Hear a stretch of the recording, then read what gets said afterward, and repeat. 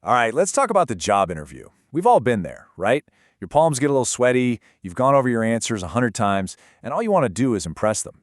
You know you're the right person for the job, but how do you actually prove it when you're in that high-pressure room? Well, here's the thing.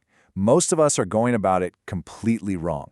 So let me ask you point blank, are you making this one critical error?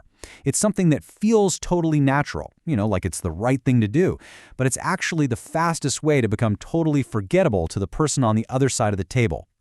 Think about it. You walk in, they ask about your skills, and you start reeling them off. Oh yeah, I'm a great team player. I'm super detail-oriented. I always follow safety protocols. Sounds pretty good, doesn't it? But here's the problem. What the recruiter hears is just a shopping list, a generic, boring list of claims that sounds exactly like the 5 people they interviewed before you. So to fix this, we've got to shift our whole perspective. We need to stop thinking about what we want to say and start focusing on what the recruiter truly needs to hear. And let me tell you, what they need isn't a bunch of promises. They need proof. This whole idea is perfectly summed up by a piece of advice that aspiring pilots get, but honestly, it applies everywhere.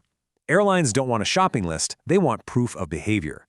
See, they don't just want to know that you can list the ingredients for a great pilot, they want proof that you can actually fly the plane. And that's the absolute key right there. Anybody can say they're a team player. Anyone can claim they're cool under pressure. Those are just words. Proof of behavior means you bring the receipts. It means you don't just tell them you have a skill, you show them, using real evidence from your past. So how do you actually deliver that proof? It's not with more bullet points, that's for sure. And it's not by trying to list 10 different examples. You do it with the power of one single, well-chosen story. This is the secret weapon that almost everybody misses.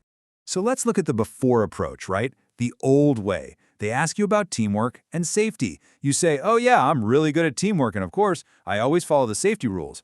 I mean, it's fine, but it's so flat. It's just a claim with zero evidence, and trust me, 5 minutes after you walk out that door, they've completely forgotten it.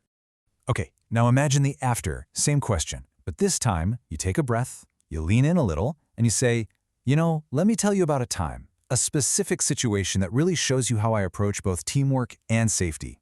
Instantly, the interviewer is paying attention. You've just gone from making a boring claim to telling a story. And that changes everything. And the reason this is so ridiculously effective is simple. Our brains are literally wired for stories, not for lists. A story has a beginning, a middle, and an end, a challenge, some action, a resolution, and that makes it stick in our memory. It's just more convincing.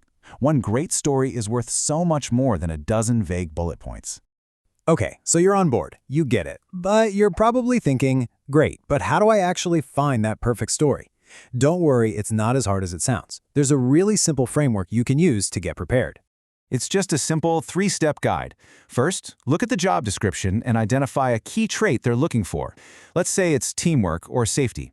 Second, dig through your experience and find one defining moment from your past that perfectly shows that trait in action. And finally, you practice telling that story as your proof.